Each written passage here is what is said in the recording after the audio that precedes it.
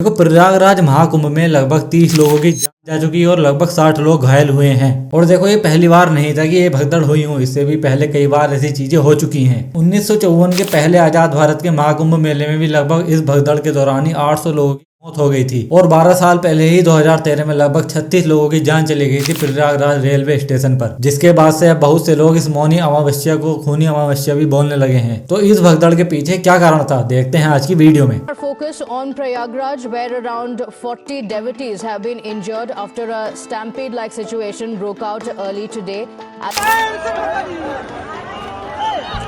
लोगों की जान जाने की सूचना मिल रही है, कुछ लोगों के हताहत होने की सूचना मिल रही है।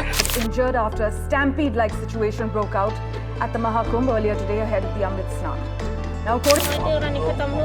देखो, महाकुंभ मेले का आयोजन 13 जनवरी से 26 फरवरी तक होना है, जिसमें कई शाही स्नान आते हैं। खैर, अब तो शाही स्नान का नाम बदल करके अमृत स्नान रख दिया गया है। तो इसी श्रृंखला में 29 जनवरी को मौनी अमावस्या के दिन इस शाही स्नान का आयोजन होना था, जिसकी तैयारियां भी पूरी थी, जिसमें लगभग 10 करोड़ लोगों के आने की संभावना थी, जिसमें 5 करोड़ लोग तो पहले ही पहुंच गए थे, जिससे 12 किलोमीटर के क्षेत्र में बने इन घाटों पर काफी ज्यादा भीड़ हो गई थी और लोग बहुत जल्दी पहुंचने की कोशिश कर रहे थे ताकि ब्रह्म मुहूर्त में ही स्नान किया जा सके। लेकिन फिर जो भी कुछ हुआ उसकी कोई उम्मीद नहीं थी। भीड़ में अफरा तफरी का माहौल बन गया और जो बैरियर्स भीड़ को रोकने के लिए बनाए गए थे, तो भीड़ उनके ऊपर से कूद के या उनको तोड़ के बाहर निकलने लगे, जिसके कारण ये भगदड़ मच गई, जिससे कई लोग पांवों के नीचे दब गए और कई लोगों का दम घुटने के कारण हो गई। और यहाँ पर काफी ज्यादा लोहे के डस्टबिन बने हुए थे और ये घटना लगभग 29 जनवरी को सुबह 2-3 बजे हुई थी, जिसमें ये बड़े बड़े लोहे के डस्टबिन लोगों को नहीं दिखे और न दिखने के ही कारण कई लोग उनसे टकरा गए और उनकी मृत्यु हो गई, जिसके चलते इस शाही स्नान को पोस्टपोन भी कर दिया गया। लेकिन दोस्तों, असली मुद्दा ये है कि ये जितनी भी घटनाएं यहाँ पर हुई हैं वो सभी एक दिन न्यूज बनकर रह जाएंगी, क्योंकि जो यहाँ का प्रशासन है वो तो केवल और केवल वीआईपी लोगों को संभालने में लगा पड़ा था कि कैसे इन 0.1% वीआईपी लोगों को सही से स्नान कराया जा सके। और इन वीआईपी के चक्कर में ही 99.9% आम लोगों को भूल गए, जिससे इतनी बड़ी भीड़ में इस वीआईपी कल्चर के चलते लोग उन्होंने अपनी जान दे दी। देखो, महाकुंभ एक इतना बड़ा आयोजन है जिसमें देश विदेश से लोग स्नान करने आते हैं। वहाँ पर प्रशासन की ऐसी व्यवस्था यही दिखाती है कि प्रशासन इन मुद्दों को लेकर कितना एक्टिव है। चलो, 1-2 बार की घटना हो तब भी मान लिया जाए कि चलो कुछ ना कुछ गलती हो गई होगी, लेकिन ये तो कई बार हो चुका है। अभी हाथरस वाली घटना को आप जानते ही होंगे, जिसमें तमाम लोगों की भी जान चली गई थी केवल और केवल एक बाबा को सुनने के चक्कर में। और बाकी हम लोगों को सोचना चाहिए कि गंगा केवल एक स्थान पर ही पवित्र नहीं है। तुम वहाँ पर कहीं भी गंगा में स्नान करोगे तो वो सभी जगह बराबर रूप से पवित्र है। और जो ये घटना हुई है इसका मेन कारण यही तो था कि सभी लोग संगम पर इकट्ठा होना चाहते थे। एक और खामी जो प्रशासन की ओर से हुई है, यहाँ पर लगभग 30 पैंटून पुल का निर्माण किया गया था, लेकिन उसमें से 10 पैंटून पुल को बंद कर दिया गया था, जिससे लोगों को घाटों तक पहुंचने में काफी ज्यादा टाइम लग रहा था और कई किलोमीटर पैदल भी चलना पड़ रहा था। और एक दूसरी गलती, 29 जनवरी से पहली रात यानी 28 जनवरी को रात 8 बजे से ही लोगों को स्नान करने के लिए भेजना शुरू कर दिया गया था, जिससे लोग वहां पर जाकर इकट्ठा होने लगे और सुबह को जल्दी स्नान करने के चक्कर पर वहीं पर सो गए, जिसके कारण वहां पर बहुत ज्यादा भीड़ हो गई और जगह की कमी हो गई, जिसके बाद ये पूरी घटना घटित हुई।